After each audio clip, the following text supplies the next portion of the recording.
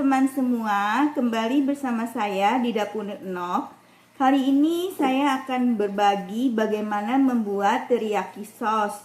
Jadi ini teriyaki sauce yang saya mau share ini sangat basic, sangat mudah, dan bahannya juga benar-benar basic. Nanti dari yang basic ini bisa dimodifikasi dan bisa dikombinasikan dengan berbagai macam bahan. Itu bisa disesuaikan dengan selera. Versinya banyak.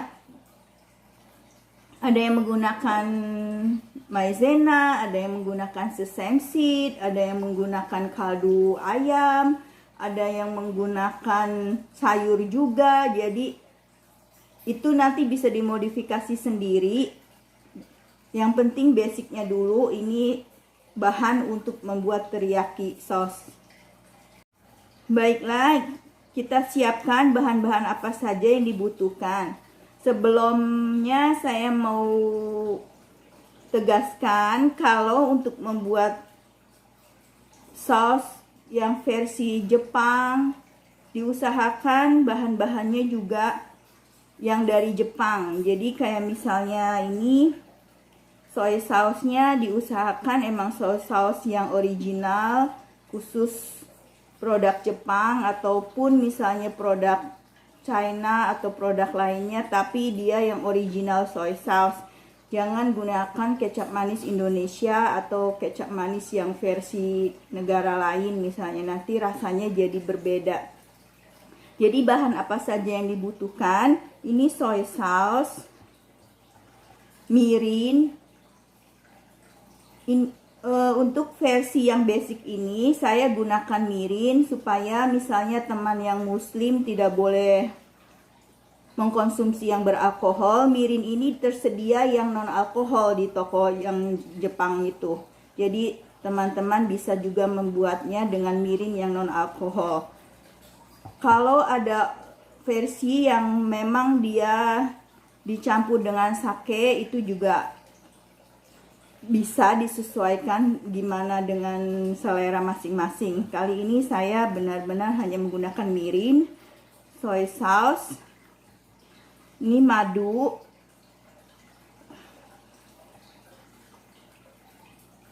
jahe atau ginger,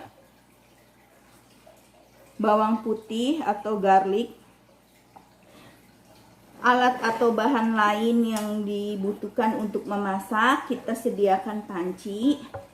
Pancinya gunakan yang berbahan aman untuk membuat saus yang mengandung alkohol atau cuka yang dimasak jangka lama. Itu paling bagus enamel seperti ini, atau gunakan yang stainless. Jangan gunakan yang berbahan aluminium karena nanti dia akan bereaksi. Kita juga membutuhkan gelas takar untuk mengukur berapa banyak bahan nanti yang akan kita pakai. Siapkan dulu bawang putih dan jahenya, kita iris-iris. Ini boleh disesuaikan, mau sekedar diiris, mau di blender, mau di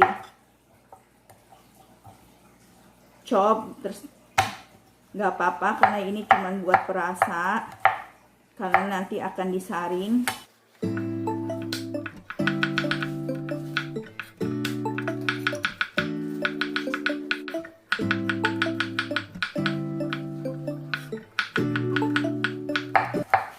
Banyaknya bawang putih atau garlic dan jahe ini juga bisa disesuaikan selera.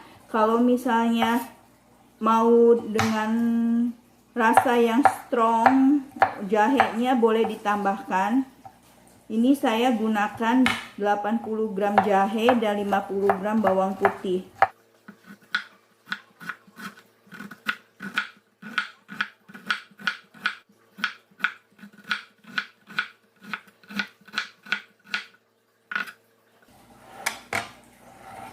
Ini sudah selesai dipotong-potong. Pertama-tama kita akan masak dulu mirinnya.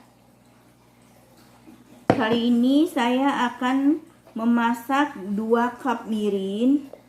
Ini jadi kalau teman-teman mau membuat banyak sekalian boleh tambahkan saja komposisinya, misalnya mirinnya. Ini kan saya mau pakai 2 cup. Kalau teman-teman mau pakai 4 cup juga boleh. Jadi dilipat gandakan saja.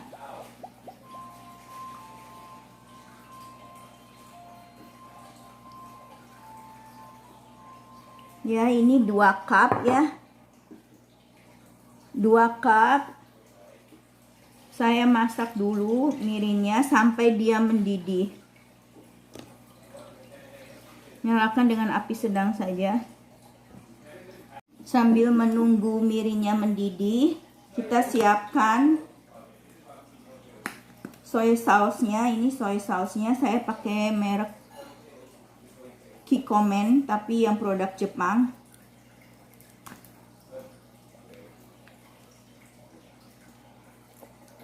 Kita pakaikan 2 cup juga. Jadi sama komposisi dari mirin dan soy sauce-nya.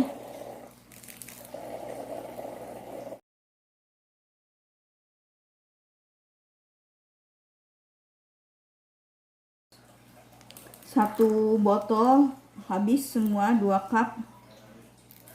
Kurang sedikit tapi nggak apa-apa deh.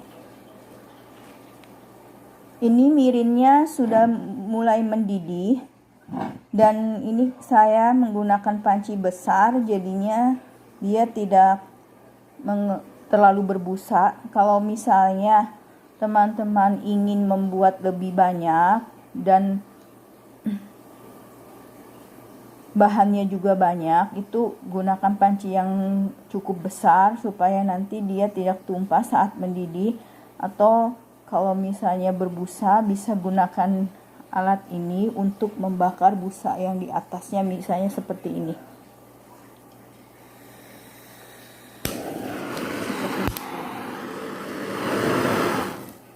Ya.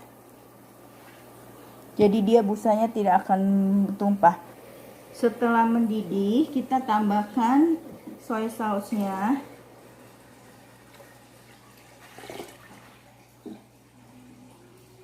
Lalu tambahkan garlicnya.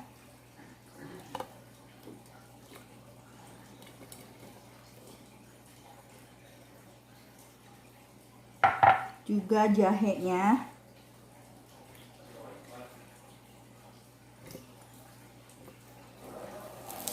Oh ya teman-teman, maaf tadi saya lupa menyertakan gula di dalam bahan-bahannya. Jadi nanti saya akan tambahkan di description kalau kita membutuhkan gula juga. Ini tadi nggak ke foto. Ini gulanya 1,5 cup.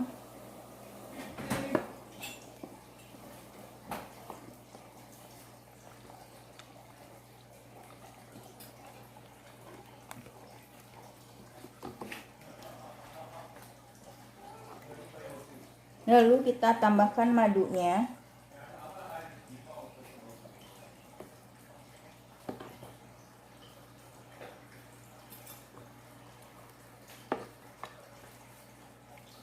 Madunya sepertiga cup, ini sepertiga cup.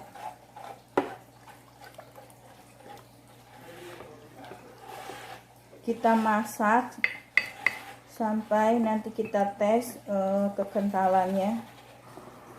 Sambil dimasak, kita tes dulu rasanya sudah pas apa belum. Karena kadang kalau kita menggunakan merek saus yang soy sauce atau mirin atau gula yang beda, kadang rasanya juga beda. Jadi takaran saya ini tetap harus dites rasanya, dan mungkin bisa disesuaikan dengan selera masing-masing. Lihat teman-teman, ini warnanya udah cantik sekali kekentalannya. Kalau kita membuatnya dengan bahan yang sedikit, ini bahan yang saya bikin ini cukup sedikit, maksudnya cukup untuk kita konsumsi untuk berapa kali.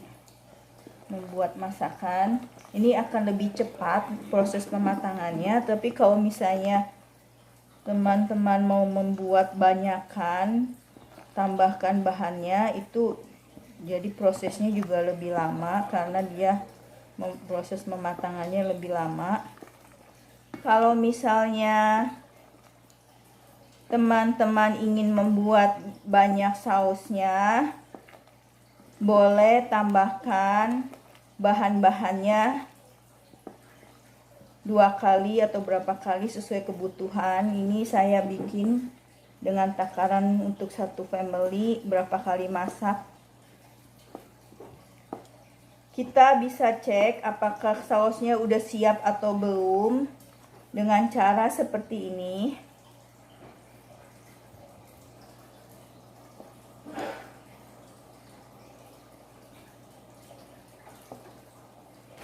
Oke, ini sudah siap, sudah bagus kekentalannya, jadi sudah boleh dimatikan. Setelah api dimatikan, kita saring. Siapkan wadah lain dan saringannya, lalu biarkan sampai dingin.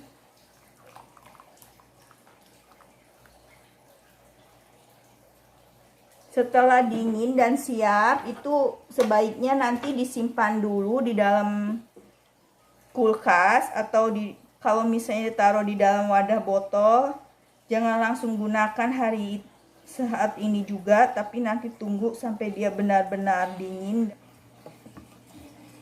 Saus teriyakinya sudah dingin dan siap disimpan. Saya sudah siapkan jar untuk menyimpannya. Ini jarnya pastikan sudah steril, bersih, dan kering. Jadi di dalamnya nggak ada lagi air. Saya akan masukkan ke dalam jar dan disimpan di dalam kulkas. Jadi kalau dibutuhkan bisa digunakan kapan saja.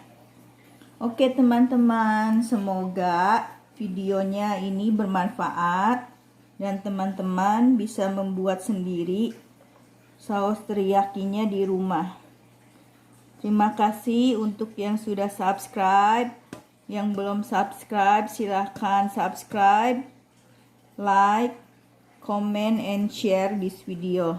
Sampai ketemu di video berikutnya. Bye.